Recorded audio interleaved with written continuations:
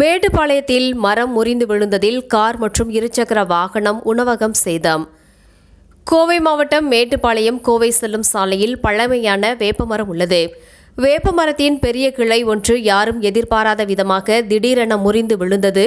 இதில் மரத்தடியில் நிறுத்தப்பட்டிருந்த பழனிவேல் என்பவருக்கு சொந்தமான ஒரு கார் மற்றும் ஈஸ்வரன் என்பவருக்கு சொந்தமான 2 சக்கர வாகனம் ஆகியவை நசுங்கி சேதமடைந்தது. மரம் விழுந்ததில் மின்கம்பிகள் அறுந்து விழுந்தது. அப்பகுதியில் மின்தடை ஏற்பட்டது. மேலும் அருகில் இருந்த உணவகத்தின் முன்பகுதி முழுவதும் சேதமடைந்தது. இந்த விபத்தில் நல்வாய்ப்பாக யாருக்கும் காயம் எதுவும் ஏற்படவில்லை. இதன் காரணமாக கோவை மேட்டுப்பாளையம் பிரதான சாலையில் 1 மணி நேரம் போக்குவரத்து பாதிப்பு ஏற்பட்டது.